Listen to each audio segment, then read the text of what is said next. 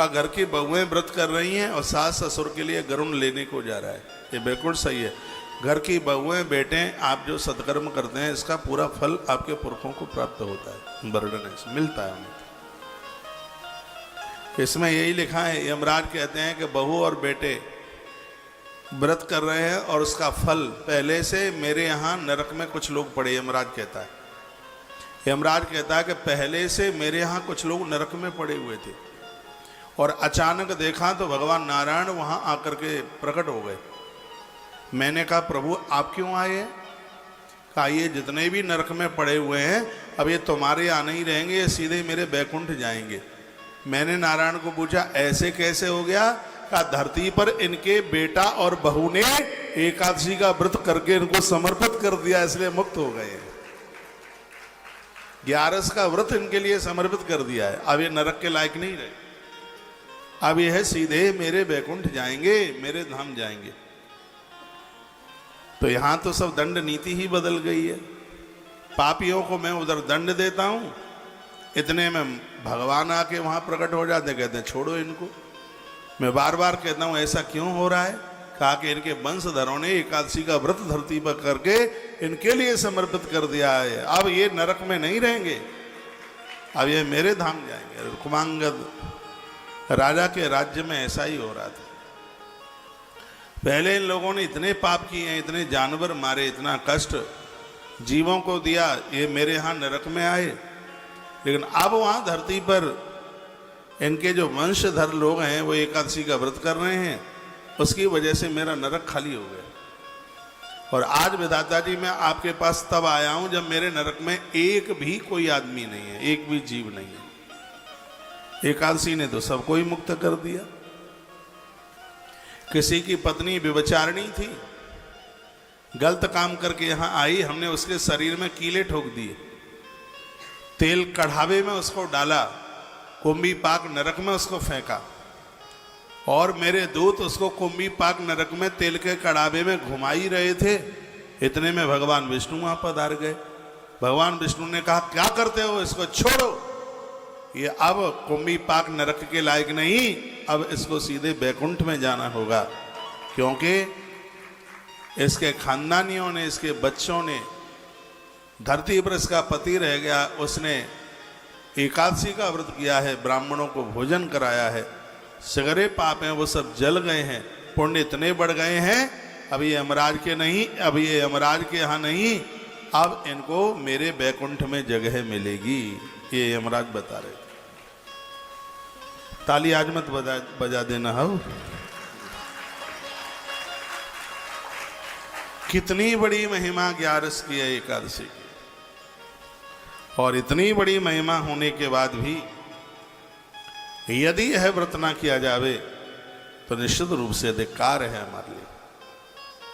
अब तो भगवान को कह दो प्रभु जहां ले चलोगे वहीं मैं चलूंगा, जहां नाथ रख लोगे वहीं मैं रहूंगा। हे भगवान बस तेरे दरबार पर अपना नसीबा जगाने के लिए आया हूं, जो तुम कहोगे वही मैं करूंगा, जहां नाथ रख लोगे वही मैं करूंगा। 2 पंक्तियां हैं, जहां ले चलोगे वहीं हम चलेंगे, चलूंगा। चलो थोड़ी देर के लिए माता तुम भी मर्द बन जाओ, हम भी तो बहुत कथाओं में स्तुति करते समय हम स्त्री बन जाते हैं। चलूंगी मेरे उठे बिरह की पीर सखी वृंदावन जाऊंगी, तो फिर हम जाऊंगा थोड़े ही बोलते हैं, जाऊंगी, उस समय हम गोपी बन जाते हैं। तो जितनी भी गोपियां हैं थोड़ी देर के लिए सब गोपा बन जाओ। हाँ, जहां ले चलोगे वहीं मैं चलूंगा, जहां नाथ रख लोगे वहीं मैं रहूंगा। कहीं जाइएगा नहीं, सुनिए, एक मिनट। अभी कथा चल रही है, लाइव टेलीकास्ट सत्संग टीवी पर आप देख रहे हैं, और जो लोग कल शाम को कथा नहीं सुन पाए हैं एकादशी महात्म्य में, 1 बजे के बाद में वो कल की कथा शुरू हो जाएगी। पहले आधा घंटे का जो खाटू श्याम चरित्र कल छूट गया है वो संस्कार टीवी पर आप सुनेंगे। कल की जो 1.5-2 घंटे की कथा हुई है, और वह 1 बजे से या 1:15 बजे से, जितना बजे से, तो कल शाम की कथा बड़ी अद्भुत हुई थी एकादशी महात्म्य में।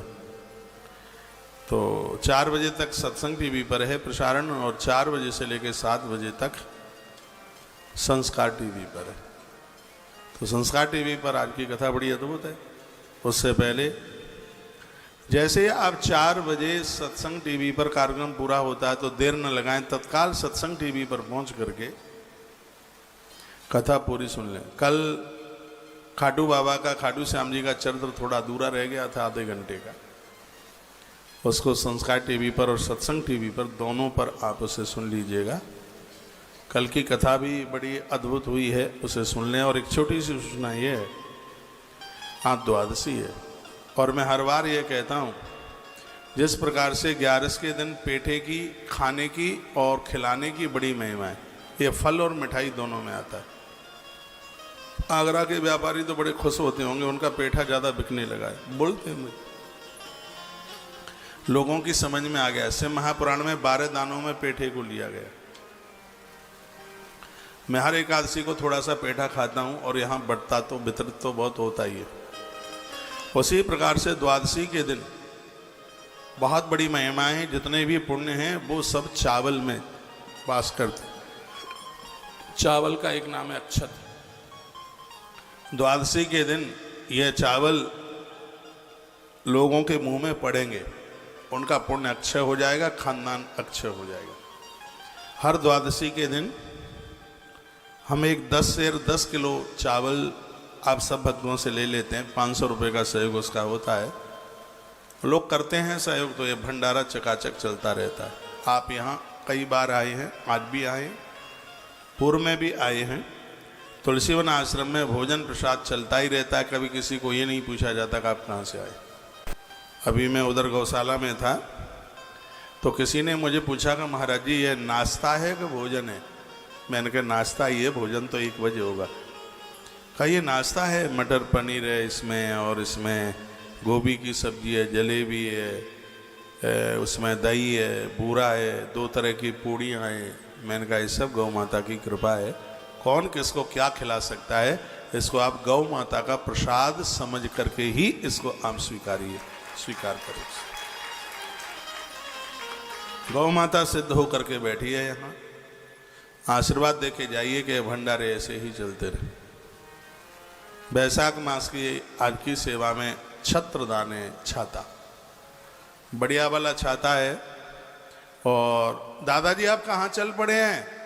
गेट में। कहाँ जा रहे हैं आप? हाँ, कहाँ जा रहे हैं? हाँ?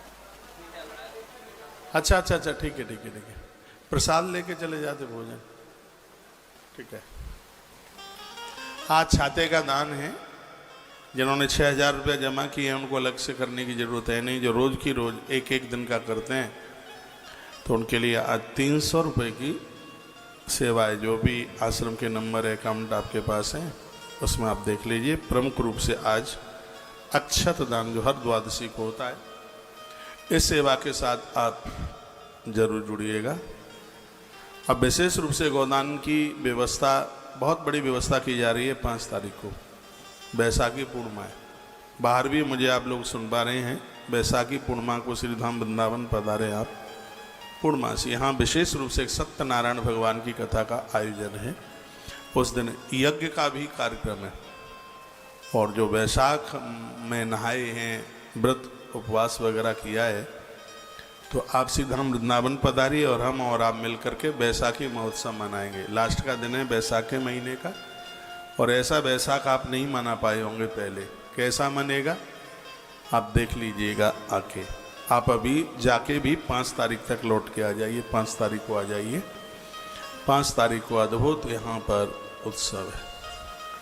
तो यहाँ के इन सेवा कार्यों के साथ आप जरूर जुड़ते रहिएगा। एक बार आप गौशाला जरूर पहुँचें। यह पूरा का पूरा आयोजन गौ माता के लिए हो रहा है। आज भगवत कृपा से गौ माता के लिए इतनी बड़ी व्यवस्था की जा रही है। ये तो आप 1 आध साल बाद आके देखिएगा, आप ये कहोगे कि ये हकीकत में एक हम सपना देख रहे हैं। पूरे आरसीसी के लेंटर के साथ 1000 गौसदन का काम इतनी जोर से चालू हुआ है। यहाँ गैया मैया की ऐसी व्यवस्था है, गद्दा पर गैया सोती है। सुबह 4 बजे भोजन, दोपहर को 11 बजे, फिर शाम को 5 बजे। यहाँ आपकी गैया का गोदान साक्षात गौलोक में गैया मैया रह रही है, समझ लो। 5 तारीख को, वैसे तो वैसाख का महीना है, हर दिन गोदान हो सकता है, लेकिन एक विशेष रूप से फिर 5 तारीख को व्यवस्था की गई है। कल प्रदोष का दिन है। कल आप नंदी दान में भी अपने आप को जोड़ें। एक नंदी दान का महात्म्य 10 गायों के गोदान के बराबर है। ये बात मैंने पूर्व में भी आपको बोली है। आपको टाइम हो, एक ही परिसर में आपको 5000 ब्राह्मण संतों का दर्शन होगा। जैसे यहाँ 1 बजे आरती हो, मैं भी सीधे गौशाला की तरफ जाऊंगा और आप भी उधर पधारिए। एक बार देखिए तो सही कि एकादशी का उद्यापन कैसे होता है। भगवान कृपा करे आपको भी अपने माता पिता के निमित्त यह सौभाग्य प्राप्त हो। यहाँ का नज़ारा देख लें आप एक बार। वहाँ बड़ा आनंद हो रहा है, भारी भीड़ है वहाँ। जो मैं बोल रहा हूँ वो टीवी पे आ नहीं रहा है। भंडारा तो सुबह से ही चालू हो ही जाता है। सबको मैं जमा करके परोस करके और उसके बाद में ही मेरा वहाँ से आना हुआ है। एक एक ब्राह्मण दुनिया भर का सामान लेकर के, वो टम्पू लेकर के करके आते हैं। एक बार वहाँ देखें आप कि एकादशी उद्यापन होता कैसे है। और हमें विश्वास है एक बार आप जब यहाँ का देख लेंगे तो आपका मन नहीं मानेगा। आप कहेंगे कि हमारा एकादशी उद्यापन तुलसी वन आश्रम में ही होना चाहिए। ये तस्वीरें तो वहीं की आप देख रहे हैं। आइए, 2 पंक्तियाँ। आश्रम के सभी नंबर चालू हैं। कल हमारे पास जो भी नाम आए थे उनका अनाउंस शास्त्री जी ने कर दिया है। और जिनकी छोटी छोटी सहयोग राशियाँ हैं वो मैसेज लिख करके भेज दें, और बड़ी राशियाँ हैं वो फ़ोन करके अपना नाम लिखा। आइए, जहाँ ले चलोगे वहीं मैं चलूँ। सब गाएंगे। जहाँ ले चलोगे वही मैं चलूँगा। जहाँ ले चलोगे वही मैं चलूँगा। जहाँ ले चलोगे वही मैं चलूँगा। जहाँ रात रख लोगे, जहाँ रात रख लोगे वही मैं रहूँगा। जहाँ ले चलोगे वही मैं चलूँगा।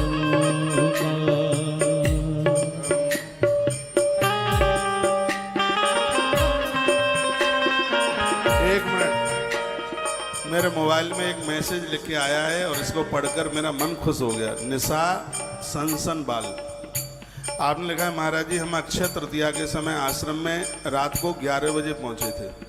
फिर भी आश्रम के लोगों ने इतनी देर रात में भी हमारे भोजन का अरेंजमेंट किया। यहाँ तो आने वाला हर व्यक्ति राधा माधव का रिश्तेदार है।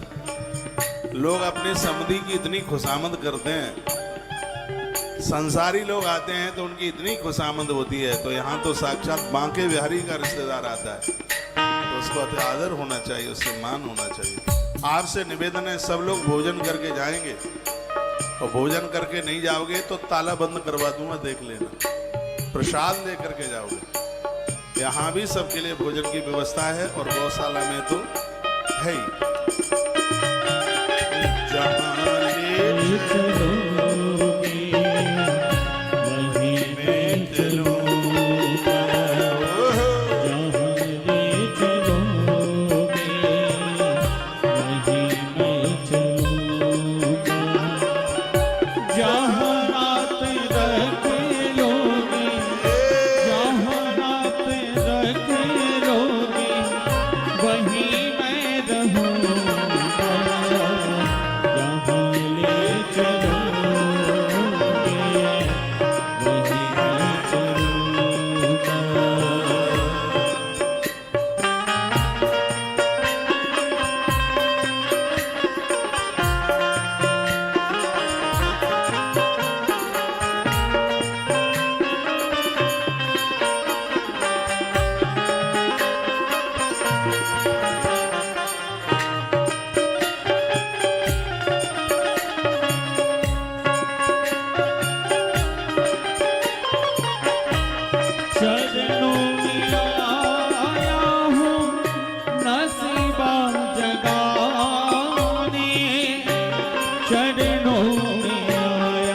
भगवन नसीबा जगाने,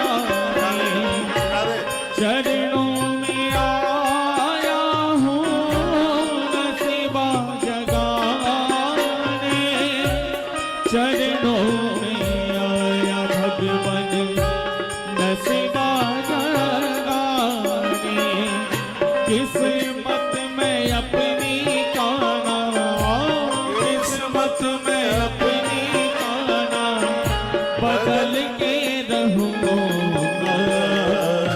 जहाँ ले चलोगे वहीं मैं चलूँगा, जहाँ ले चलोगे वहीं मैं चलूँगा।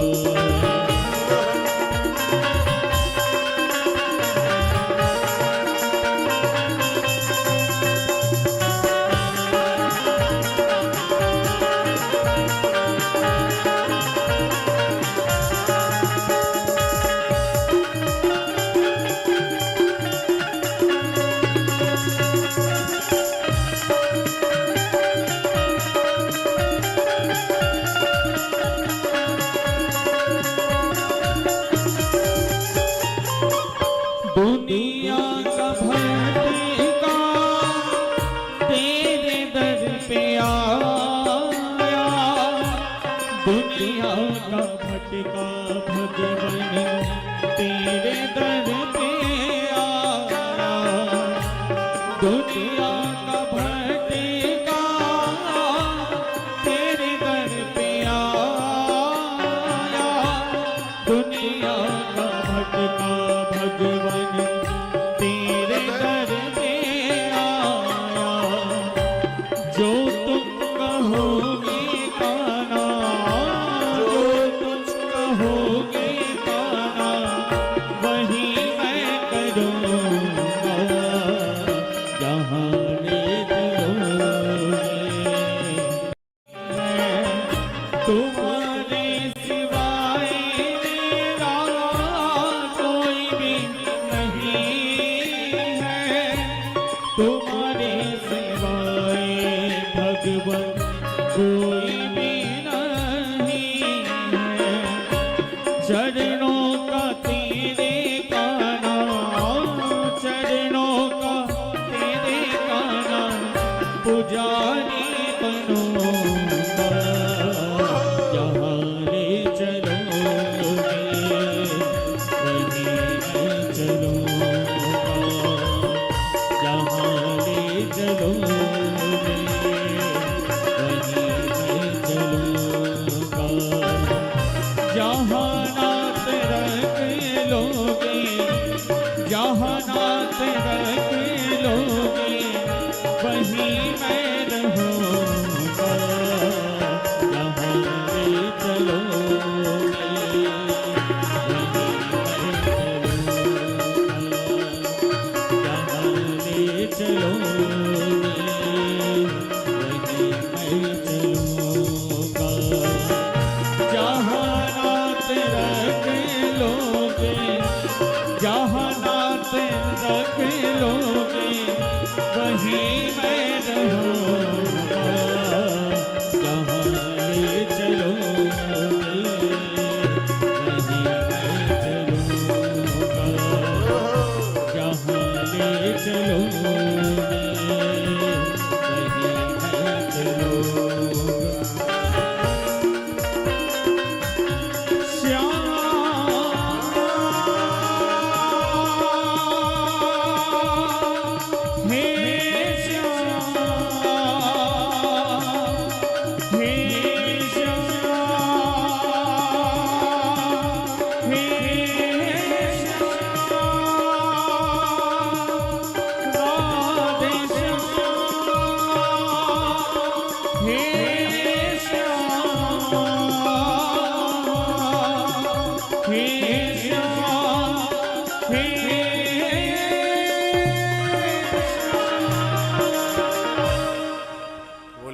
वत्सल भगवान की श्री हनुमंत बलवंत महाराज की जय जय श्री राधे जय जय श्री राधे श्री राधे श्याम।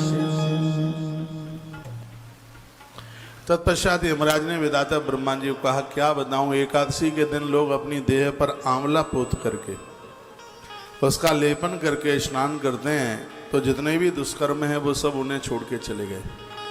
स्वयं यमराज जी बात कह रहे हैं, एकादशी के दिन देह के ऊपर आंवला लगाकर, आंवले का रस या बाल्टी में डालकर उसे स्नान किया जाए, तो नारद पुराण के अंतर्गत एकादशी महात्म्य में लिखा हुआ है कि उन लोगों के संपूर्ण पाप क्षीण हो जाते हैं, जल करके राख हो जाते हैं। यमराज कहते हैं कि लोगों ने इतनी होशियारी दिखाई है और अपने पाप समाप्त कर लिए। 1000 वर्ष हो गए हैं राजा को व्रत करते करते, राजा रुक्मांगद को व्रत करते हुए 1000 वर्ष पूरे हो गए हैं, और उसका यह परिणाम यह निकला है कि धरती पर कोई अपराधी नहीं रहा है, धरती पर कोई पापी नहीं रहा है। 1000 वर्ष तक जिन्होंने अपने अन्न को जीत लिया। हे विधाता, मैं आपके पास चल करके आया हूँ, कैसे भी आप मेरी तरफ विचार करें, मेरी तरफ आप सोचें। लक्ष्मीपति का प्रिय भक्त रुक्मांगद यदि पृथ्वी पर रह जाएगा तो वह संपूर्ण लोक को भगवान विष्णु के अनामय धाम वैकुंठ में ही पहुंचा देगा। इसलिए आपसे हमारी यह प्रार्थना है कि आप या तो उसका एकादशी का व्रत उसका बंद करवा दें, या फिर मुझे इस स्थान से, इस पद से हमें अलग कर दे। ये बात कही गई। तो विधाता ब्रह्मा क्या बोले? विधाता ब्रह्मा ने कहा कि दूसरों की साधना आराधना को, तपस्या को देख करके जो जलते हैं उनके पुण्य क्षीण हो जाते हैं। तुम्हें जलन क्यों हो रही है? यमराज ने कहा, मुझे जलन नहीं हो रही है, मेरे पास कोई कार्य नहीं रहा है, इसलिए मैं आपके पास चल करके मैं आया हूं। वर्णन किया गया है कि कहा गया है, दाता ब्रह्मा कहते हैं कि तुम्हें पता है जो एकादशी का व्रत नहीं करता वो जिंदा होने पर भी मृत तुल्य है। ब्रह्मा जी अब अपना प्रवचन शुरू कर दिए। राजा ने 11 का व्रत करा करके कितनों का उद्धार कराया। इसमें कहा गया जो 11 का व्रत नहीं किए, करते नहीं है, वो जिंदे जी होने पर भी वो मृत तुल्य है। हे सूर्यनंदन, जिनके नाम का उच्चारण करने मात्र से परम पद की प्राप्ति हो जाती है, उन्हीं की प्रीति के लिए इस राजा ने एकादशी का उपवास किया। वैकुंठ धाम को वो क्यों नहीं जाएगा? भगवान श्री कृष्ण के लिए किया हुआ एक बार का प्रणाम 10 अश्वमेध यज्ञ के बराबर है। यह विधाता ब्रह्मा कहते हैं।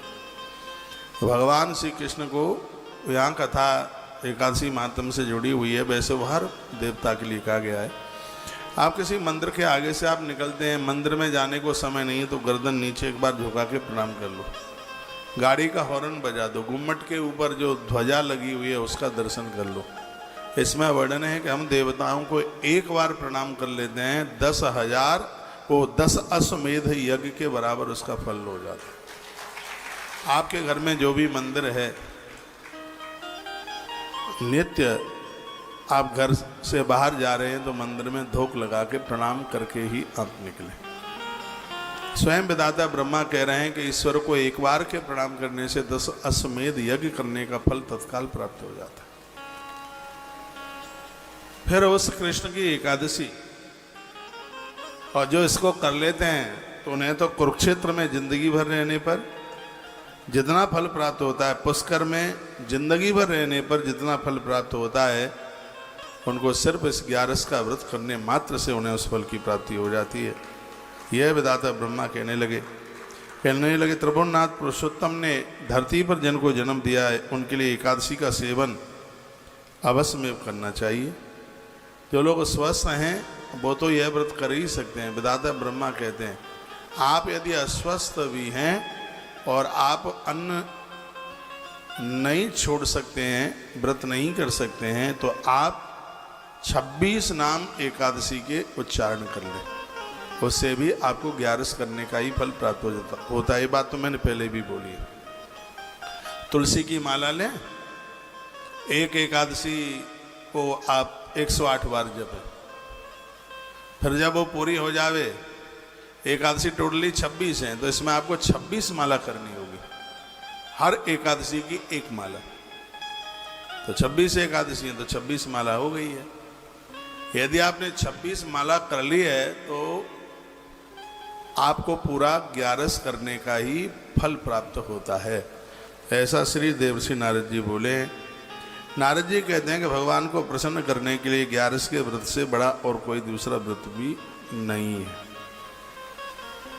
ऐसा कहा गया। एक बार जयकारा लगाइए, बोल भक्त वत्सल भगवान की, श्री हनुमान जी महाराज की जय जय। क्या सुंदर श्लोक लिखा है। एको ही कृष्णस्य कृत प्रणामो दशाश्वमेधा व्रतेन तुल्यं दशाश्वमेधि पुनरेत जन्म कृष्ण प्रमाणो न पुनर्भवाय। इस श्लोक का अर्थ है, विधाता ब्रह्मा कहते हैं कि एक बार कृष्ण को प्रणाम करने से 10 अश्वमेध यज्ञ करने का फल है। तो वो कहते हैं कि किसी ने 10 बार अश्वमेध यज्ञ कर लिया, उसका तो धरती पर जन्म भी होता है, जन्म हो सकता है, लेकिन जिसने कृष्ण को प्रणाम किया है उसका धरती पर जन्म नहीं, वो भगवान का पार्षद बन के ही रहता है। तो इसकी तो महिमा उस यज्ञ से भी बढ़कर के। तो मैं आप सबको कहूँगा, प्रातः आप जागते हैं तो अपने घरों में जय श्री कृष्णा ऐसा कह के, चाची राम राम जी, माँ राम राम। आपके दिन का आरंभ भगवत नाम उच्चारण से, परमात्मा का नाम लेने से सगरे पाप जल के राख हो जाते हैं। भाई को भाई अन खालसो, नाम जपत मंगल दिश दिश।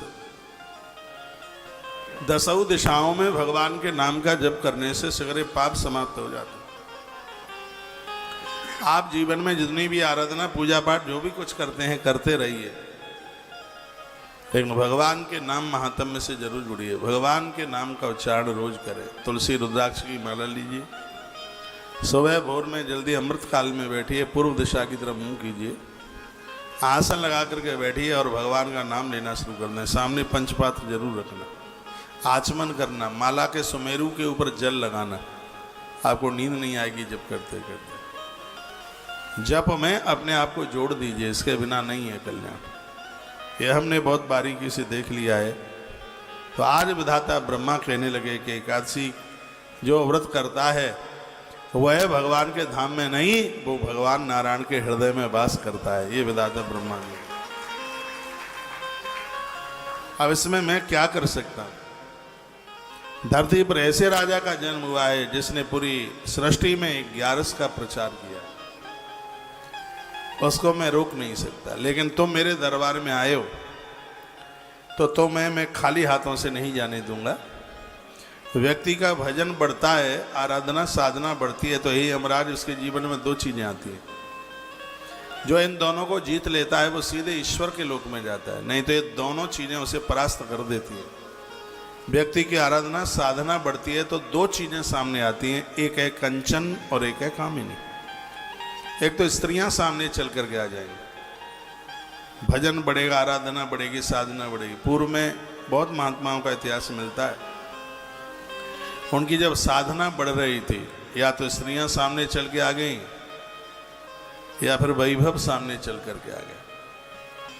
हनुमान जी भी सीता माई के दरबार तक जाते हैं तो 2 ही चीजें आ गई हैं। एक तो सुंदर सिरसा आ गई, सुंदर सी सुरसा, सुरसा जो हनुमान जी को खाने को तैयार थी।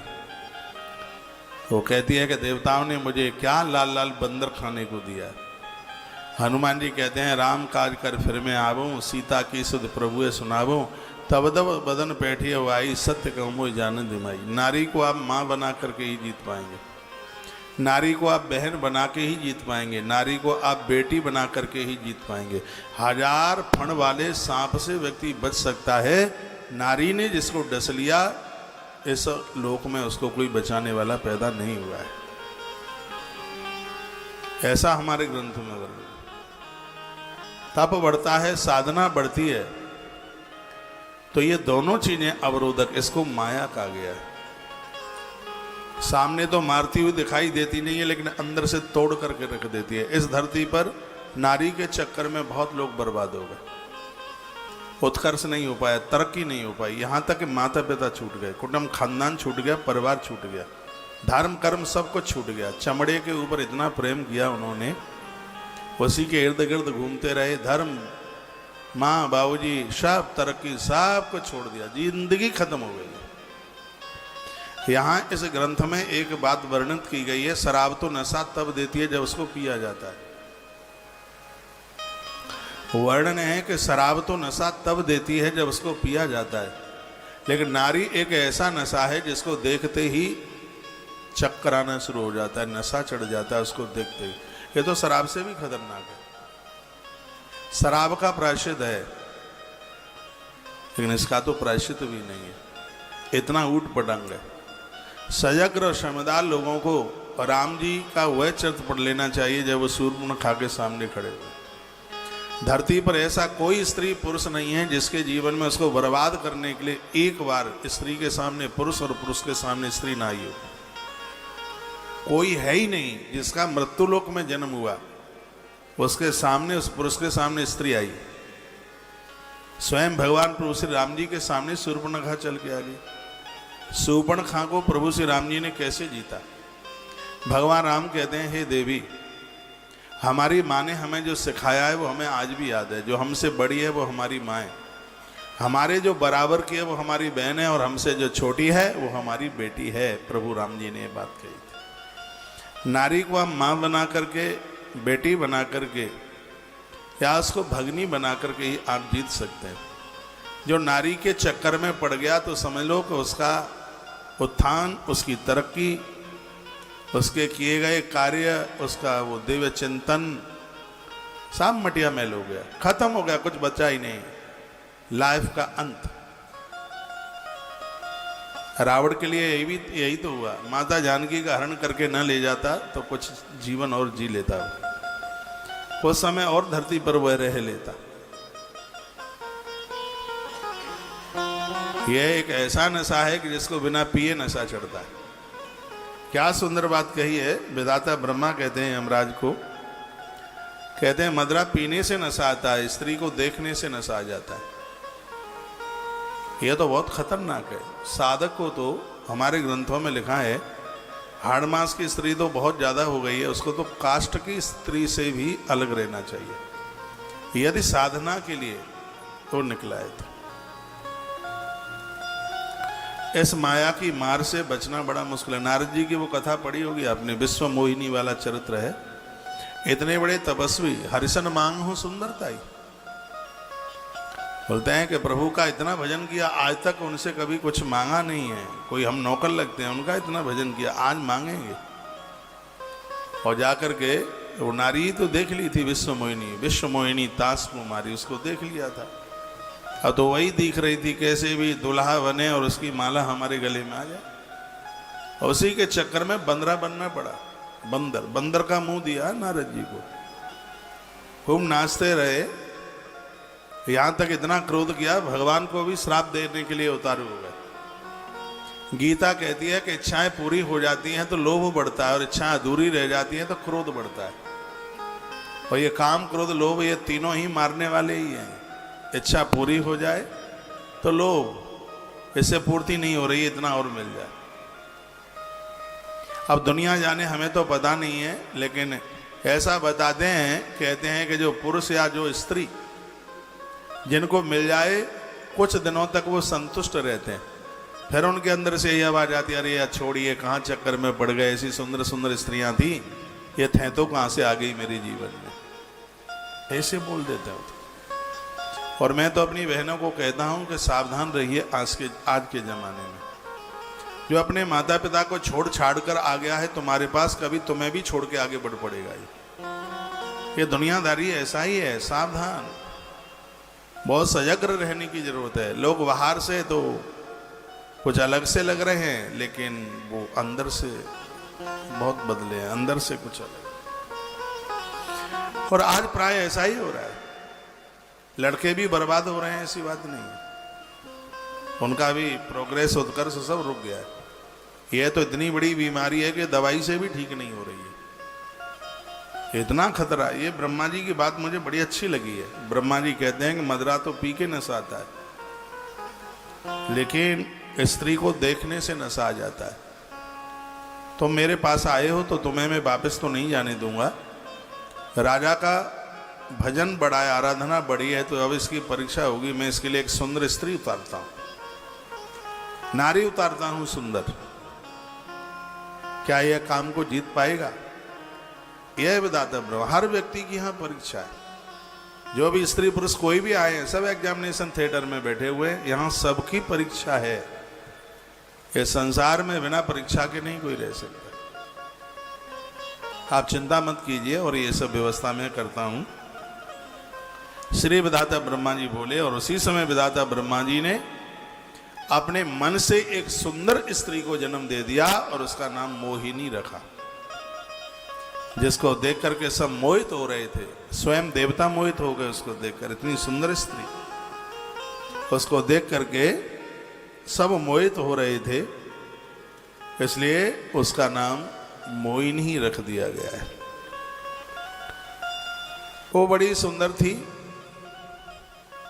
देवता लोग उसको ढूंढ ढूंढ करके देख रहे थे। तब विधाता ब्रह्मा ने एक बात कही।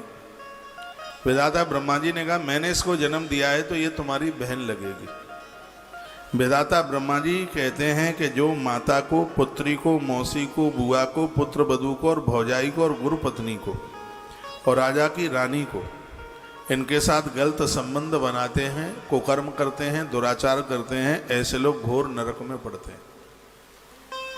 इसमें लिखा है कि रिश्ते में जो भगनी है, अपनी बहन है, मौसी की बेटी है, बुआ की बेटी है, ये सब लिखा है इसमें। विधाता ब्रह्मा बोले, माता है, चाची है, ताई है, बुआ है, मासी है, पुत्र वधू है, पुत्री है, भौजाई है, गुरु पत्नी और राजा की रानी, इनके साथ यदि गलत हो गया है तो वो व्यक्ति क्षमा करने के योग्य ही नहीं है। ऐसा वर्णन है। कहा, तुम्हें ये पता नहीं है कि तुम्हारी बहन लगती है, भगनी लगती है। पूरे दुनिया में हमारे गोत्र की यदि कोई बेटी है, अभी आगे आप सुनेंगे, इसमें बड़ी अद्भुत बात कही है, या तो वो हमारी बहन लगेगी, या बुआ लगेगी, या बेटी लगेगी, सगोत्री। और ये बहुत बड़ा अपराध है कि सगोत्रीय स्त्री के साथ या सगोत्रीय पुरुष के साथ देह संबंध रखना। यह पाप नहीं, पाप का बाप है। ये विधाता ब्रह्मा बोल रहा है। इसलिए किसी कथा में मैं बोल रहा था, बच्चे कुंवारे रह जाएं, रह जाने दीजिए, लेकिन सगोत्र के साथ बच्चों का विवाह ना करें। कोई तो बात होगी जब ग्रंथों में लिखा है।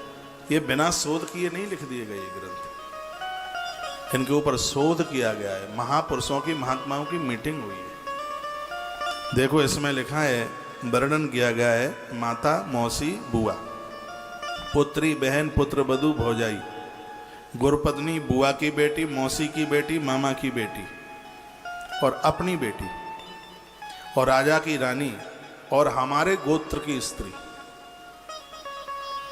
स्वगोत्रीय, इनके साथ यदि विधाता ब्रह्मा कहते हैं दुराचार किया है, गलत संबंध, देह संबंध बनाए हैं, वह लोग घोर नरक को प्राप्त होते हैं, उनको कोई बचाने वाला नहीं होता। ऐसा विधाता ब्रह्मा बोले। ये बातें सुनकर के रोम रोम कांपता है। इसलिए व्यक्ति को बड़ा सतर्क रहना चाहिए, उसे सावधान रहना चाहिए, उसे गलतियां ना हो जाए। बात समझ में आ रही है? गर्दन हिलाओ, आ रही हो तो, ना आ रही हो तो ऐसे करो। बोलिए बांके बिहारी लाल जय हो, कृष्ण कन्हैया लाल की जय हो।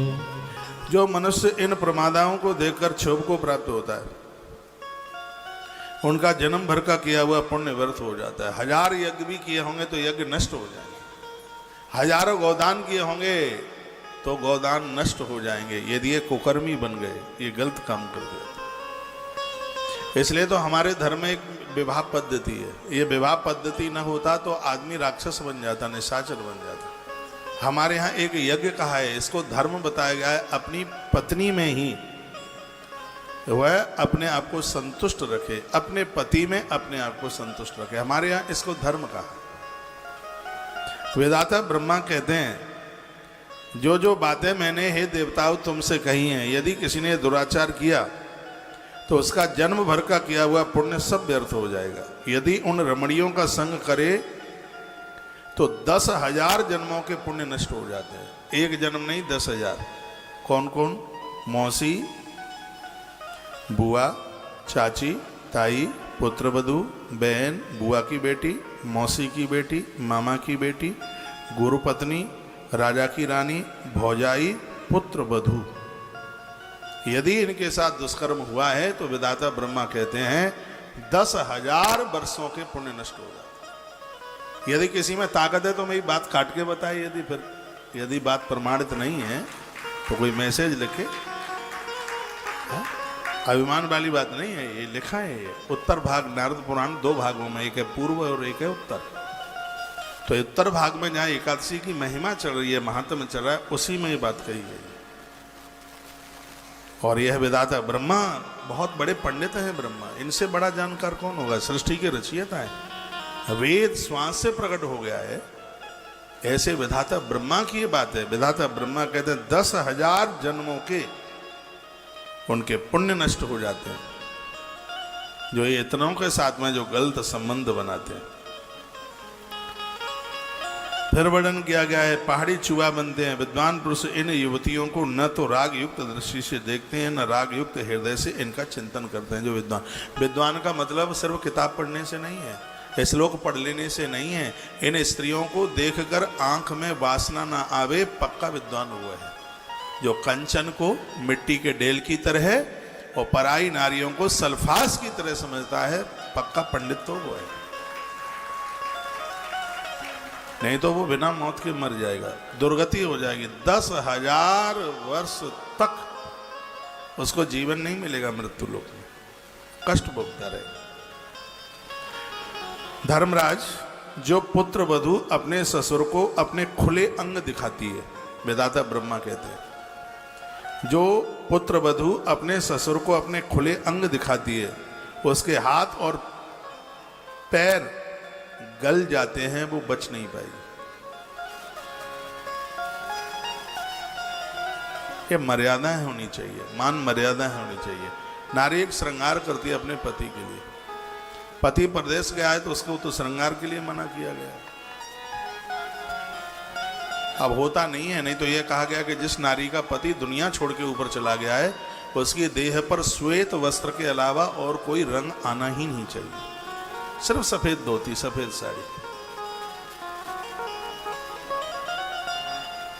उसका एक तपस्वी जीवन है, एक साधु से तप भरा हुआ उसका जीवन है। तो श्वेत वस्त्र एक शांति का प्रतीक है। वो और दूसरे रंग के कपड़े नहीं पहनती है, इसमें वर्णन ब्रह्मा जी बोले हैं। और एक बात और सुन लीजिए, इसमें लिखा है, जो वैदव्य नारी, जिस स्त्री का पति दुनिया छोड़ के चला गया है, ऐसी स्त्री से दुराचार करने पर व्यक्ति के जितने भी पुण्य हैं वो सब उसके नष्ट हो जाएंगे और बुढ़ापा शीघ्र ही उसको आके घेर करके खत्म कर देगा। ये पाप नहीं, ये पाप का बाप है। जिसको मांग का सिंदूर नहीं रहा, उसका पति दुनिया छोड़ के चला गया, ऐसी स्त्री के साथ गलत संबंध बनाने वाला व्यक्ति, उसका पैसा खाने वाला, उसके धर्म को लूटने वाला व्यक्ति, पुरुष, वर्णन किया गया है, उसके शरीर में जितने रोम हैं यमराज के यहाँ उतने कीले उसकी देह में ठोके जाते हैं और वो हाय हाय चिल्लाता है। जो स्त्रियां जानबूझ करके अपने अंग पुरुषों को दिखाती हैं, वर्णन किया गया है कि उनके हाथ और पैर गल जाते हैं। मरने के बाद कृमिभक्ष नाम के नरक में उनको फेंक दिया जाता है। जो पापी मनुष्य पुत्र वधू स्त्रियों से अपने पांव दबाता है, चरण दबाता है, स्त्रियों से अपना स्नान करवाता है, स्त्रियों से अपने शरीर में तेल आदि की मालिश कराता है, ऐसे पुरुष का पूरा शरीर गल जाता है। इतना बड़ा अपराध है। शरीर टूट जाए, टूटा पड़ा रहे, लेकिन स्त्रियों से शरीर में तेल, पाम दबाना बिल्कुल भी नहीं, कभी भी नहीं। विधाता ब्रह्मा जी ने मना किया, कहा हुआ एक कल्प तक सूचीमुख नाम के नरक में कीड़ा बन करके कष्ट भोगते हैं। जो मनुष्य कामना युक्त मन से किसी भी नारी को, और विशेषता पुत्री अथवा पुत्र वधू, जो भी ये संबंध बताए गए हैं, जो इन्हें कुदृष्टि से देखता है, वह लोग पतित हो जाते हैं। इस प्रकार विचार करके ब्रह्मा जी अपनी दृष्टि से वो बताने लगे, और उन्होंने जो मोहिनी को बनाया, और जब वो देवता देख रहे थे उसे, उस समय विधाता ब्रह्मा जी ने ये प्रसंग बोला है। देखिए विधाता ब्रह्मा ने बड़ी और अच्छी बातें कही। जो इन कथाओं को पढ़ लेगा वो अपराध कर ही नहीं पाएगा। और जिन लोगों ने जवानी में अपराध किया है, बुढ़ापे में वो लोग बड़े पछताते रहते हैं। मुझे ऐसे लोग मिलते हैं, मुझे कहते इतनी गलतियां हुई हैं, क्या करें, अब तो छटपटा रहे हैं, क्या। ईश्वर ने यह जीवन दिया है, ये संसार की वासना खाज खुजली, दाद खाज खुजली की तरह। दाद खाज खुजली रेगड़ने पर बाद में इसमें बड़ी जलन होती है। उसी प्रकार से अपना यौवन दुराचार में समाप्त करने वाले लोगों के पास हाथ मलने के अलावा और कुछ नहीं रहता। इसलिए है जीवन बहुत सावधानी पूर्वक जीने की जरूरत है। पूर्व कालों में ऐसा कुछ होता नहीं था, लोग बड़े समझदार लोग होते थे। ससुर आता था घर में खांस करके, है बहुएं घर में घुस जाती थी, लंबा घूंघट डाल लेती थी। यदि घर की बहू नहा रही है, स्नान कर रही है, खुले सिर से बैठी हुई है, तो उसी समय ससुर वापस हो जाता था। ये तो आपने भी देखा होगा, ये मर्यादाएं, ये मर्यादाएं होनी चाहिए।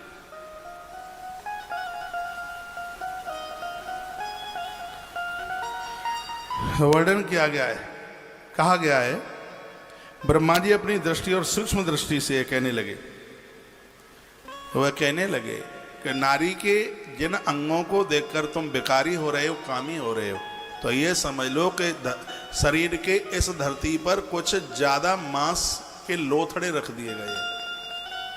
वेदाता ब्रह्मा जी कहते हैं कि एक किसी कुंड में मलमूत्र भर दिया जाए और उसके ऊपर एक कपड़ा डाल दिया जाए। सुनिए, बहुत ध्यान से सुनिए। मलमूत्र भर दिया जाए और ऊपर से डाल दिया जाए कपड़ा, उसके ऊपर श्वेत वस्त्र उसके ऊपर डाल दिया जाए, तो सफेद कपड़ा बड़ा अच्छा लग रहा है और लग रहा है पता नहीं इसमें क्या हुआ। और जैसे ही कपड़े को उठाया जाए और उसमें मल मूत्र विष्ठा भरी पड़ी हो, तो नाक सिकुड़ी जाएगी, छी छी छी, हमने क्या देख लिया। कह दिया इस स्त्री पुरुष के अंदर वही गंदगी भरी हुई है, बस ऊपर से कपड़ा पड़ा हुआ है। एक बार उस गंदगी का पता लग जाए, तुम्हें आंख बंद करके उसको विचार कर ले, तो इस वासना से हमेशा हमेशा के लिए नफरत हो जाएगी। कहा गया है कि ये तो विष्ठा का कुंड है, बिल्कुल कुछ भी नहीं है, अंदर से इसमें विष्ठा ही भरी पड़ी है। 9 दरवाजे से विकार बाहर निकल रहा है, 9 दरवाजे से। वेदाता ब्रह्मा कहते हैं, वेदाता ब्रह्मा जी ने कहा, आपको गोल गोल ऊंचा सा मुख दिखाई दे रहा है, ये हड्डियों का ढांचा मात्र है, और क्या है, इसके ऊपर चर्म ऊपर से लगा हुआ है, मांस से ढका हुआ है। वो कहते हैं हड्डियों का बना हुआ है ढांचा और अंदर भरा हुआ है इसमें मलमूत्र। जब इसकी हकीकत का तुम्हें पता चल जाएगा, तुम्हें वैराग्य हो जाएगा, तुम देखने को तैयार नहीं होंगे। ये ब्रह्मा जी कहने लगे। ब्रह्मा जी का बड़ा अद्भुत ये प्रवचन हुआ है, और ये स्त्री और पुरुष के लिए, दोनों के ही लिए बड़ा प्रभावशाली है। Welcome back to my channel हर हर महादेव। जय माता दी। कैसे हैं आप लोग? आशा करते हैं कि आप सभी स्वस्थ होंगे। और आज एक नई वीडियो लेके आई हूँ। वीडियो अच्छी लगे लाइक कमेंट शेयर जरूर करें। हर हर महादेव, हर हर महादेव।